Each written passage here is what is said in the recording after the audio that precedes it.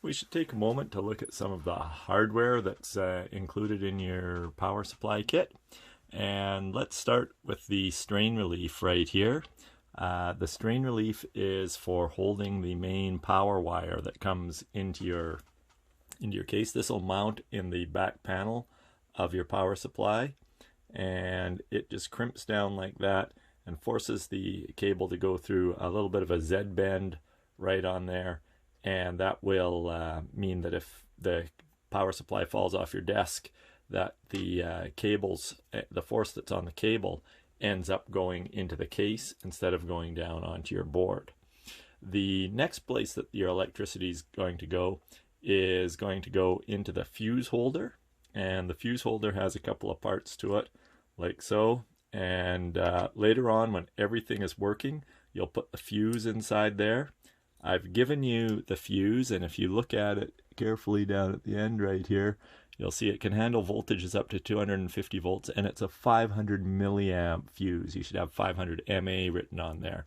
So that's 500 milliamps at 120 volts that's coming in there. So you're going to have considerably more power, more current when you get the same amount of power. If you look at the inside, you'll see all a fuse is basically a piece of wire, and it's a very specific size piece of wire, and it's a very low value resistor in there. So if you get a lot of current flowing through there, your resistor heats up, and then the wire melts, and then no more electricity flows through there. So it protects you from melting other parts of your circuit or starting a fire somewhere if you have a short circuit. Now, generally, I don't give students the fuse right at the very beginning of the project. I hang on to that until I've done a safety check on their project. So please do not install that fuse right at the beginning. I just wanted to make sure you had all the parts right up front. There should also be a nut on here on the fuse holder, and that's just so that you can screw it into the back panel of your power supply, and you'll have a power in and a power out right here.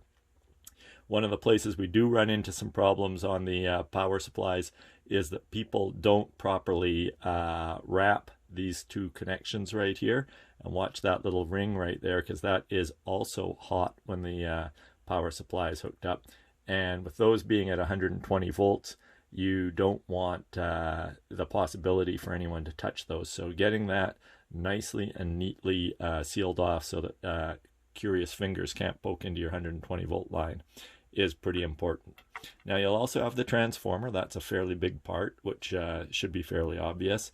You've got a double pole, double throw switch, and you know it's double pole, double throw because there's 6 terminals on the back right here, and if you look at the schematic, you'll see how we use that. Now what makes this switch interesting is that it's an on-off-on switch. So it's got 3 positions, and it can connect 2 terminals in one position, none of the terminals in the middle, so your off position, and then the other 2 terminals on that other position. So we can have an off, high voltage, and low voltage position on there. So a double pole, double throw, on, off, on switch.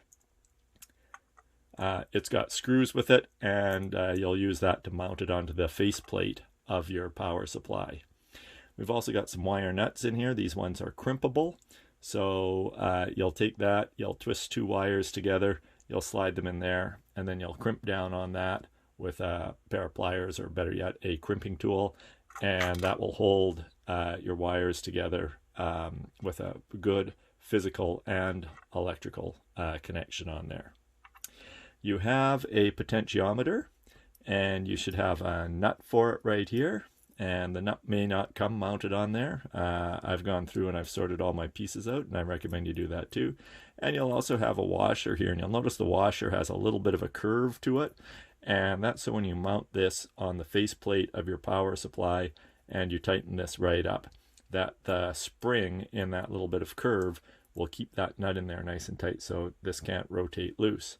You'll also notice on here that your potentiometer has a little tab right here, and do not chop that tab off. That tab's there for a reason.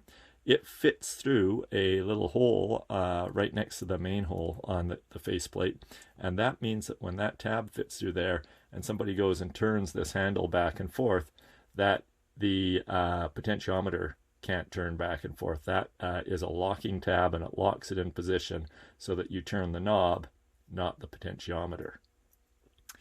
There's also a nice little knob for the potentiometer, and the knob needs a very, very fine screwdriver to tighten that up. And when you've got everything mounted and together, that will slide on right there. In fact, it might even slide on nicely. Now, if your potentiometer is just a little bit too long, I guess it needs to be loosened before I pop it on there. Anyway, you'll see that this leaves the knob sitting out a little bit from being nice and flush with the front of your power supply. It is quite permissible to chop off, grind off, file down, however you want, the end of the potentiometer so that this sits nice and flush right up against the front of your power supply. Another way to do that, if you've got a couple of nuts on here, I don't know if I've given you two, is you can use a double nutting technique. Move that washer up in between the two nuts, put your sheet metal over top of there, and then put a nut on from the outside, and that will hold everything a little bit tighter further back. So you should also have 4 number 4 screws and 4 number 4 nuts to go with them. The nuts, depending on what style of nut they are. Oh, it's focusing on my screwdriver. There we go. Might be slightly larger or slightly smaller depending on who my supplier was. And those nuts anyways, you've got the 4 number 4s right in there, and they've got standoffs to go with them. The standoffs are actually able to handle a number 6 screw, but those are going to be for mounting your circuit board into the power supply case, 1 at each corner, and the standoffs go underneath to keep that raised up off the board so that you're not shorting things out every time you put that into your aluminum case. So 4 number 4 screws with nuts and standoffs. A couple of number 8 screws right here, and the number 8s are for mounting the faceplate on your power supply. So you've got a separate power supply case, and we'll give you a faceplate to mount things together with. A number 6 nut and screw, that's going to be for holding the linear regulator and its heatsink in place. You should have 4 feet, and I've included number 6 screws because I was all out of number 4 screws, but the number 6 screws should fit through there quite nicely, and you can see they pop in up through the bottom, and that'll mount onto the bottom of your case, and you'll have 4 nice rubber feet on the corner of your case. We've got the banana jacks right in here, and the banana jacks should each have a nut on them right here. They may or may not have a washer right here, and this is where the front panel of your power supply is going to mount. So this part right here will stick out at the front of the power supply, and then the faceplate of the power supply will fit right in here. You'll screw that nut in from the back. And then on the inside, you should have a ring terminal connector and a washer and a lock washer and a nut to go on there. So that's pretty tiny. Let's see if I can zoom in to show that in a bit more detail. There we go. So you've got the ring terminal, the washer, the lock washer, and the nut going together on your faceplate of your power supply, and you should have that for the positive and the negative channels. And that should be most of the hardware that you're going to need for building your power supply. You may end up with a few extra bits and pieces, particularly with the 440 washers and the number 4 nuts. Always figured it's better to give you 1 or 2 extra of the little things, because believe it or not, I somehow got a little bit frustrated with counting out all of those pieces. It takes a while. All right, there you go. The hardware parts for building your power supply case. Okay, so just a few tips here on soldering up your power supply board. And like every circuit board, when you're soldering it up, it's generally a good idea to start with the flattest or lowest components first. I like to do that because then I can press it down on the board right here, and that keeps all my components flush to the board. When you start getting the taller components in there, if you do them first, you have to come back and these will be flopping around. You kind of got to bend the leads out a little bit to get them to stick in there. So anyways, usually your resistors and your diodes are going to be the lowest components to the board, and you've only got a few resistors on here, so make sure you get the right value resistor in the right location. And you do have a schematic that shows you where they go, so you're going to have to refer back to the official documentation to make sure that you know which one is R1, R2, and strangely R8 over here, because in a previous rendition of the circuit there were multiple different resistors on here. So anyways, double check to make sure that your diodes are the right way around, and you will have one giant diode that we're going to add later on right here. This is the Schottky diode that's used in the switching power supply circuit. And that one, oh, I just noticed doesn't have the little stripe on it, but it does have the diode indicator indicating which polarity it goes in there. So there we go. Go ahead and get some of these in here. Now, what you do want to go for is, of course, anytime you're soldering, you want to have the solder flow into the board material. Flow into the copper on the board. In this case, it should flow quite nicely because we've got a tin layer on there for a little bit of extra thickness. And in a power supply, the thickness of the copper, or the copper and the tin material on the board, combined with the width, is pretty important, because we're moving current and we want to be able to move the current with as little voltage drop as possible. So if you think about the fact that although these are conductors, and anytime we look at the schematic we assume that there's zero resistance, the width, length, and thickness of the copper all come into play to determine that there is a little bit of resistance between right here and right here. So this outer lap right here is all your ground. And so whenever power needs to leave this circuit, it needs to come back out through the ground and come back out through the diodes this way right here. So it's got to travel through here. It may have to travel quite a distance. That's why I've got this set up as a ring. It goes around the board, gives you a parallel circuit.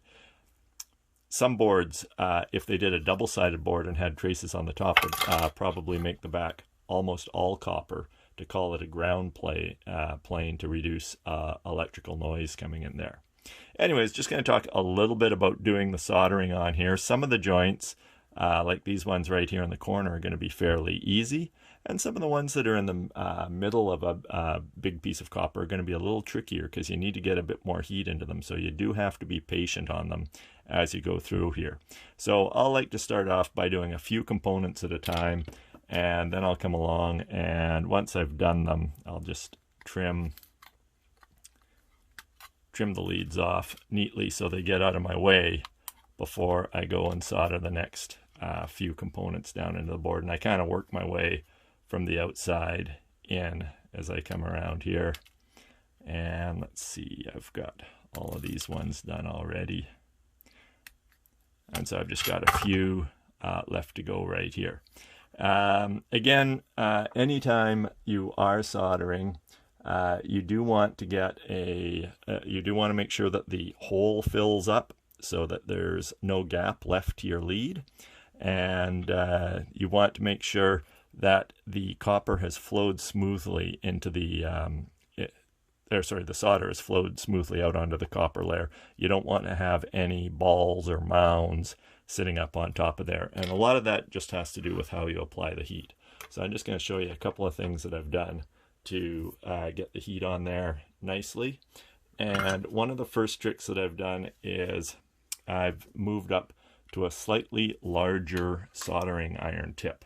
Now, you don't have to do this, but this is the tip that I had on there previously. And you can see that the smaller tip is better for working on finer materials. And that will enable you to have more focused heat and get heat into a really small part of the board, but it won't transfer heat as quick. So I've gone from a nice medium fine conical tip to a larger chisel tip right here.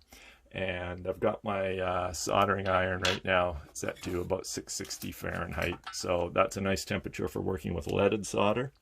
If I was soldering something finer, you can, for most quality soldering irons, you can purchase different size tips. So this is a tip that I might use for doing super fine work. And that is a, did I say what size it is? Anyway, it's a nice fine tip that I haven't had the need to break it out yet, but it's great for doing super fine work. I like to just rip off a length of solder so that it's not tied into the reel. And then for actually doing the soldering, as with anything else, apply your heat. And you'll notice that I've got the wedge of that tip in there. And I'm waiting a few seconds before I apply the solder because the heat needs to get into both the lead and into the copper.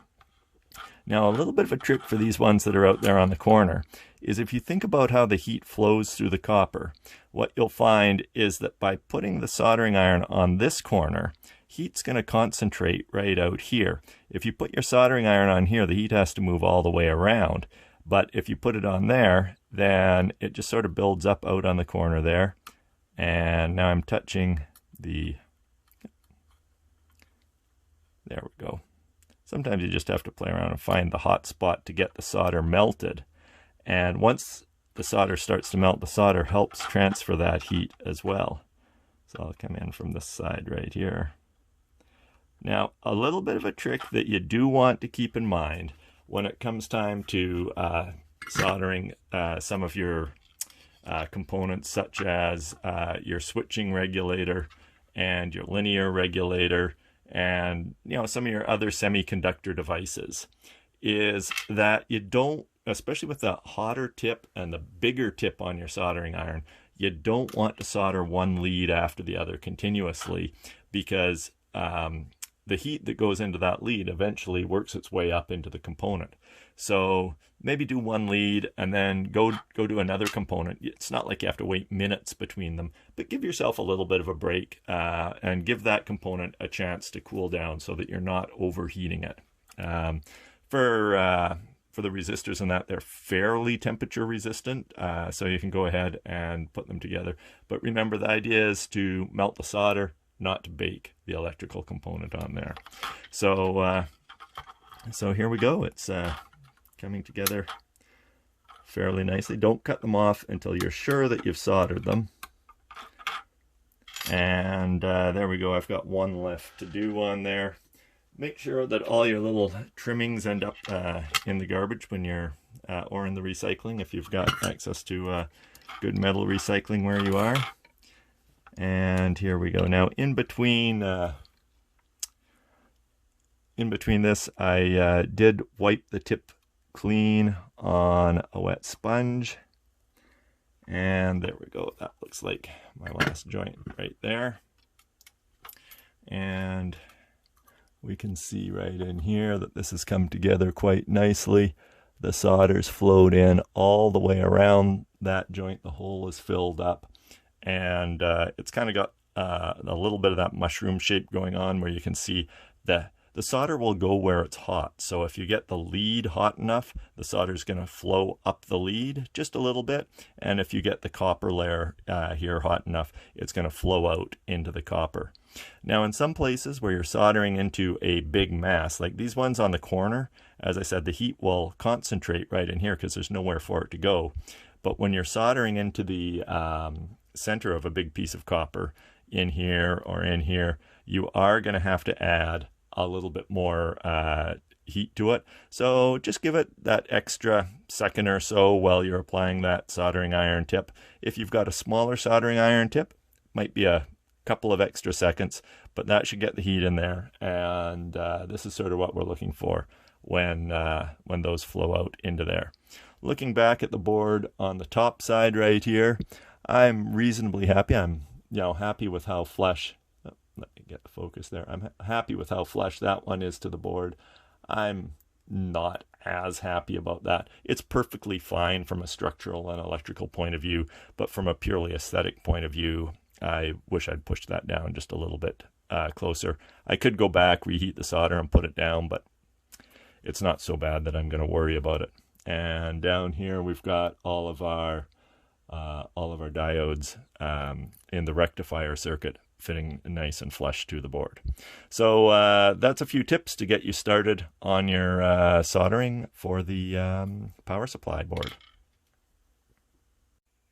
As you move along in the circuit, you'll keep adding taller and taller things to it. I may have got slightly out of sequence here. I probably should have done the diode before I went and put the terminal blocks in here. One thing to note when you do go and put the terminal blocks in is that they're a lot more useful if you leave room for the wires to come in this way rather than putting them on backwards and running your wires in that way. So keep those little holes on the terminal blocks pointing out from the outside of the board. Alrighty, so we've got the inductor, the coil, right in here, and the Schottky diode, and we've got the diode pointed the right way around, and we've also been adding some little header strips right in here. Now the header strips are pretty useful, and this one right here in this corner, as you can see, it says GND unregulated V out. So on this side you've got ground, and here you've got your unregulated output voltage.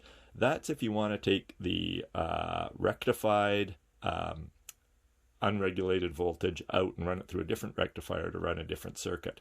And if you wanted to do that, you could just take a little crimp connector like this and crimp a couple wires in there, and you could run it to your outside circuit. But for right now, you've got one of these in your kit, and you don't need to hook wires up to it. Just put that on there when you go to start your board, and what that'll do is that will prevent anything from shorting out. So if a piece of wire falls across there or something like that, you're not going to be falling across two live connections and shorting out your board and creating more smoke than you'd probably intended.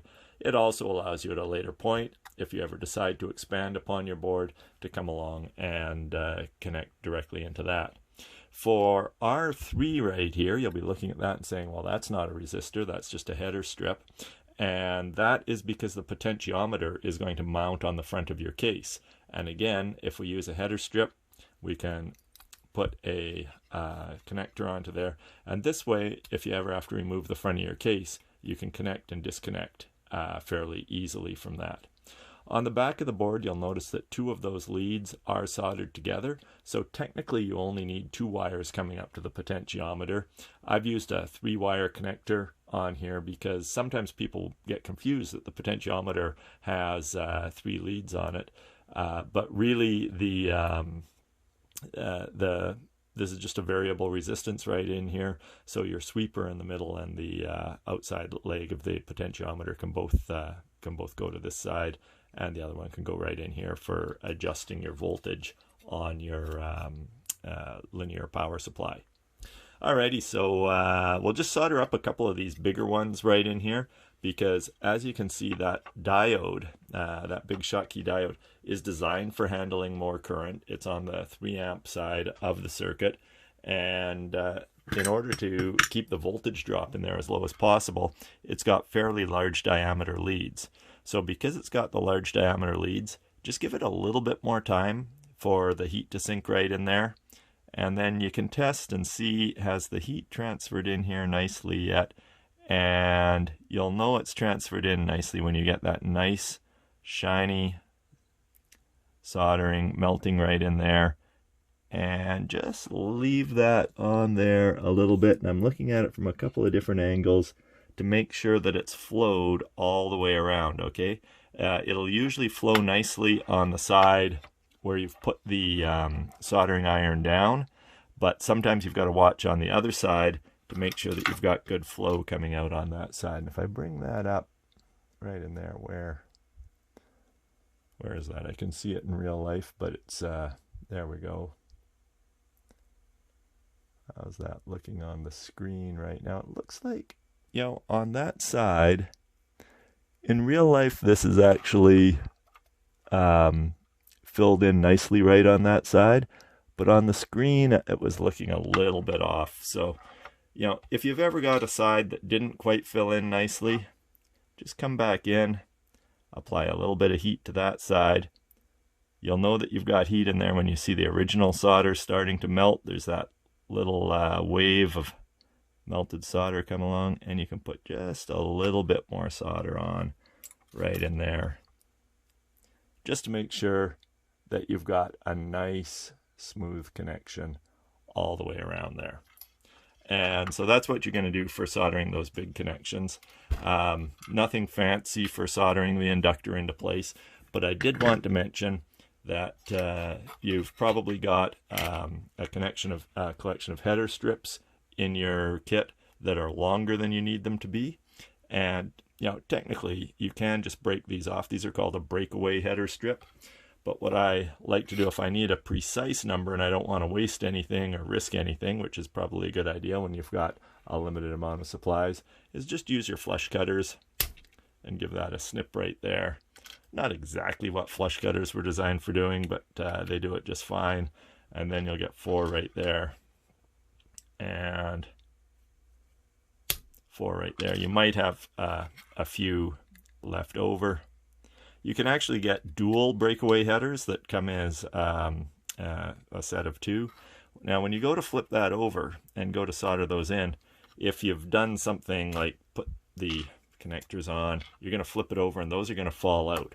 So what I like to do when I'm going to do this is I'll just use my fingernails like that, and that is just enough tension on there for me to get that flipped over and for those to be resting down. And now the board is resting. Sometimes I'll just put a little bit of weight on the board to make sure it's not wiggling around.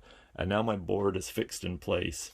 So when I grab my soldering iron and come back over here, I should have cleaned the tip on that soldering iron while I was arranging all that. I can solder one in at that end, and then I'll solder one in at that end. And if you do the first connections, that'll hold your header strip in place, and you can flip it over and double check and make sure that everything is nice and flush to the board right down here. And that way, if it's not flush to the board, then you've only got one connection to come back and fix. Whereas if you go through and solder them all up first and then come back and say, oh, it's kind of ugly on that side, then you've got a problem. So carry on soldering things together and keep working it up, and eventually you'll get up to the big tall capacitors. When it comes time to do the linear voltage divider, you're going to put the heat sink in right there, and this is your LM317T. See if I can get some light on there so it shows right in there. So the LM317, obviously it's not going to go in there because you're missing the 5 points for it. That's going to go in there like that, and then you want to get that so it bends and folds over nicely, and you got to play around with that just a little bit so that that hole lines up. And then you're going to put a screw through right there, and that's going to hold your 317 onto the heat sink right here. And just before we slip the 317 in, if we've got a little bit of thermally conductive paste, we'll put some thermally conductive paste on there, slide that in underneath, then you pop your screw in there and hold that right down. And that's not an electrical connection, that's a thermal connection, because the LM317, being a linear rather than a switching regulator, is going to burn off any excess voltage as heat. So when it comes time to put that together, just make sure that you've got that in place. You may even want to put that screw in before you solder it together. And even though there's solder on the back right here, do not solder the screw in place. If you ever need to change that linear regulator, you do want to be able to just unscrew it from right there and go ahead and fix that up. So aside from that, it's just a little more soldering to get this all put together. As you approach the end of the project, or at some point during the project, you may discover that your piece of solder that you're working with starts to get pretty short. And it's not time to throw it out just yet. You can get really short working with your solder. And, don't put your fingers on the soldering iron or anything like that. But the solder is not a particularly good heat transfer mechanism. So you can get right in there and you can use that last little bit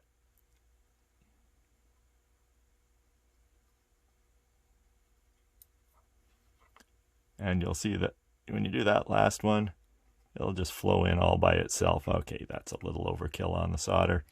But often I'll come along and I'll see desks that have tiny little pieces of solder left on them. Save those pieces of solder. They're good. You can finish up projects with them. You can finish things up, and who wants to throw more lead into the garbage cans needlessly? Now, just a couple things about this. It's pretty much a finished board, except I gave myself the wrong terminal connector right there, so I'm going to have to run into the shop and get one with 3 prongs rather than with just 2. And in here I haven't bolted down the heatsink for the LM317 just yet. I've got it all aligned so that you can see the hole goes right through there, and I can put a number 6 screw, but I'm holding off on that number 6 screw because I don't have any thermal transfer paste, which is a nice to have, not a need to have, but a nice to have. And I'm also using the number 6 screw in a different demonstration. Our potentiometer is going to be connected by wires to these 3 right in here, because that's going to go on the front of our case for adjusting our variable voltage output. But this is, aside from those few minor things, is what your board should be looking like. I've got a couple more solder joints to finish up on here, and then it should be good to go. It's kind of hard for the camera to focus sometimes on solder joints because they're so shiny, but that should give you an idea of what we're looking at. At some point you're going to need to make some test leads, and in this case our test leads are going to come to alligator clips at the end for our power supply. You could have different ends depending on what you're doing, but I just wanted to go over a few things on how we're going to hook this up. We're going to start with banana plugs. The banana plugs are going to plug into the banana jacks that are on the front of our power supply, and that's going to allow you to plug in and plug out and all sorts of good things like that. And you can see on these particular banana plugs there is a screw on that side, and I'm just going to take that out so we can take a look at how this unit goes together. You don't have to take that out for what we're going to be doing, but it comes out and then you can see the complete assembly. So not too much fancy going on right in there. What we're going to do is we're going to tin the lead of our test lead. We're going to put it inside, and then we're just going to clamp down a screw onto it right in here, and just pop that back in right there. Okay, and I'll just leave that loose for right now. So then we're going to come up to the alligator clips, and then of course we've got the protective covers for the alligator clips, which we have to remember to put on before we complete the entire soldering process. So we'll do the positive side first, and you can see that we've got some special wire here. This is a silicon insulation. You can see it's a lot more flexible. It feels nicer than some of our standard wires that we're working with. And really what it is it gives it like 5,000 volts or 3,000 volts of insulation on here.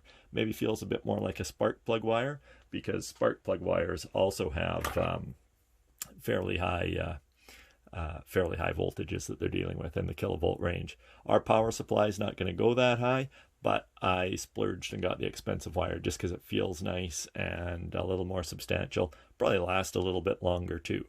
Now we're going to have to strip the end of it a little bit, and depending on your wire strippers, this is an 18 gauge wire, but my wire strippers only work on 20 to 30 gauge. So if your wire strippers don't go all the way, remember that you can't crimp all the way down. So don't close them tightly. You can if this was actually a 20 gauge wire, but I just pull that, and then you can see it still does a nice job. There's actually a little red white strand running in here, and that's not for electrical conductivity, that's for strength along the entire strand. Now, I didn't take quite enough material off there. I want to take off somewhere in the neighborhood of 1 centimeter. So get in there and pull that off. And if you squeeze too tightly, you'll you'll shear some of the wire. We just don't want to do that.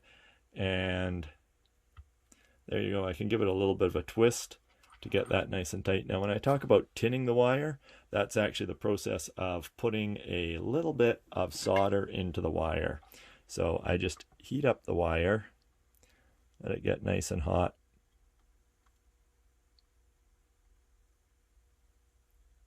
And then when it's hot enough, the solder will flow into the wire.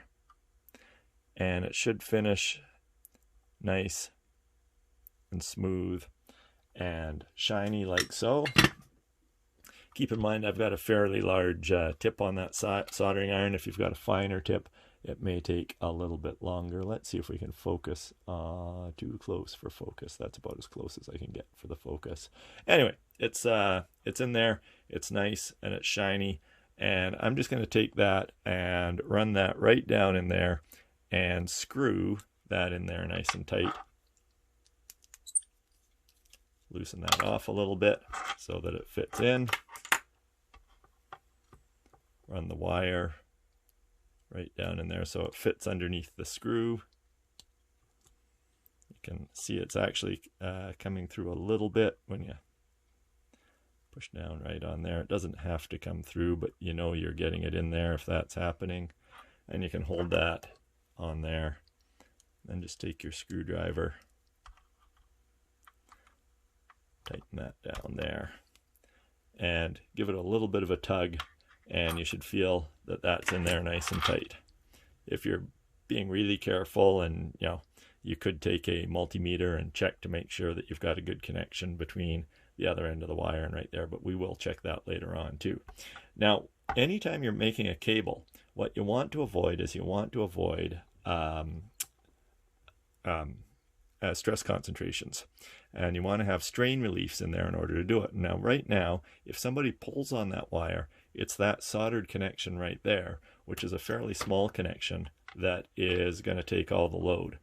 And what I like to do is I like to cheat. Now, this little hole right in here is actually for plugging a second banana plug into there, so you can plug that into one banana jack, and that hole is intended for adding a second cable, so you can keep moving things on there.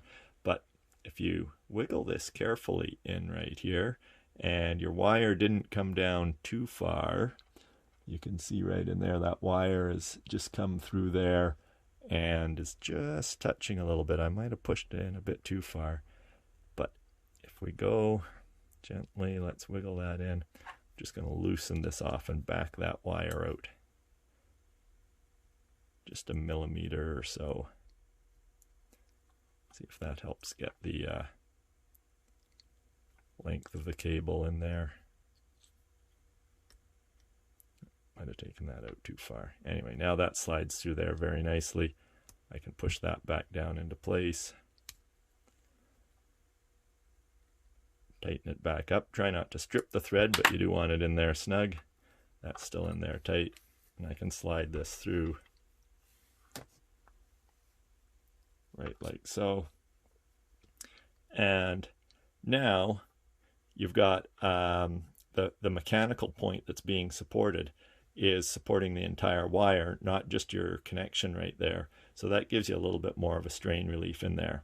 If you wanted to get really fancy and make it up nice and neat, you could take a zap tie or a piece of heat shrink and pull it down like that, or even like this. And that's a nice way to make sure that it stays strain relieved. But right in there, that'll be pretty good. So now we come down to the other end of our cable. We've got that end done. And like I say, you want to remember to put your cover on for the alligator clip before you put the alligator clip on. Now you can just put that on, slide it down to the other end, make sure you got it in the correct direction, and you can leave it there for right now. So that's just sitting right down there like that. And now at this end, we're going to connect the alligator clip into right here. And we've got a nice little spot for soldering, and there's also a nice spot for connecting using a screwed connection in here. And in here we've got space for a crimped connection, and we're going to use the soldered connection and the crimped connection to make sure that we have a nice good connection for our alligator clip. So once again, we're going to strip off a little bit of material here at the end, and you do have to be careful, like I was saying, if your wire strippers are too fine, because you really don't want to cut into and sever that wire any more than you need to. We're just trying to get that insulation off of there, and a little bit of a twist to keep all those wires together. Slide that in, and if you're clever with how you do it, it'll come up on that side. And let's just put a little bit of an arc on it like that. So I'll bring it in, and it'll come up on that side, then I'll rotate it around, and then I wanted it to go down on the other side right in there. You can give it a little push with your screwdriver or something.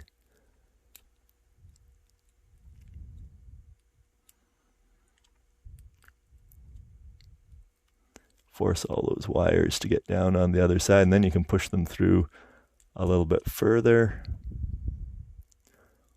And there you go, you can see them coming out on the inside right here. So we've got good connection on the outside and on the inside. Now, for holding your alligator clip in place while you're soldering, you probably won't be very happy if you try to do it by hand. So just take something big and heavy and clip the alligator clip right onto that. That'll save you burning your fingers. Now again, because we're doing a fairly large connection, I've got a fairly large tip on my soldering iron. You don't need one. It just speeds the process up a little bit. And you'll notice that I've put it on there, and even with the large tip, I'm letting it heat up for a good bit before I start dabbing solder in here. And right now you can see the solder is mostly sticking to the iron. And so I just wait a little bit. And now the solder's got a bit of heat transfer going in. It's going into the cable. And it'll go into the cable first because the cable's got less thermal mass than the alligator clip. But now you can see it's starting to adhere to the alligator clip. And it's starting to flow nicely, and it's looking shiny. And there we go. Try not to breathe in the smoke. There's no lead in the smoke because we're not at the vaporization point of lead yet. But there is a lot of the rosin pitch coming out there. Now, if there's a place where you want to get a little bit more solder in there, you know, just bring the heat over here a little bit more, and that'll flow in there fairly nicely. Now keep in mind, you've just had the soldering iron on there for quite a while, so that heat is spread out, and this is still going to be hot for a minute or two. And yeah, I can feel the heat in the cable even through the insulation, so I don't want to be touching that with my fingers anytime too soon. You can see that a lot of that solder was going to the inside, and that's a functional solder joint. It looks pretty good up here on the top. You can see everything's flowed out nicely and smoothly, and so that is pretty good. Now if you you know, have a nice fit right here, that's brilliant. You may also have a crimping tool around somewhere. And where on my desk do I have a crimping tool? It might be built into your wire strippers in this section right here, and it's kind of just 3 lumps. It would look something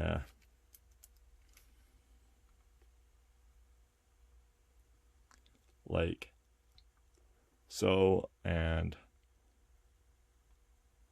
like so. It might have a bump that side and a bump that side, little wavy things right in there, and that's so that you can put your crimp connections in there, give them a squeeze, and have them crimp up. I don't have them, and because we're not doing an electrical crimp right here, we're just doing this for a little bit of strength. I'm just going to crimp with a pair of pliers, and you can see what that's done is that's gripped it right here. And again, that's a little bit of a strain relief, so that when I pull on this, I'm not pulling on the solder joint. You never want to pull on your electrical connections. The electrical connections are for the electrons, and okay, sometimes we do use them as mechanical connections too, but when you're dealing with a cable that's going to be flexed and bent and everything like that, you want it to be gripped right here. Now, when you do your crimp, you don't want to crimp so hard that you're severing that insulation or putting it under stress. The whole idea is that it's a strain relief, not a source of strain. Alrighty, so if that's all done, you can now pull that alligator cover, clip cover that you remembered. To get it over top, I like to just go like that, hold it closed like so, and it's stuck to my fingers now. You give it a squeeze right there. And now you're able to take your power supply, plug it into the banana jack with your banana plug. Comes out through some nice flexible wire to the alligator clip, and you're good to go. Okay, so do one all in red, and you should have the parts also to do one all in black.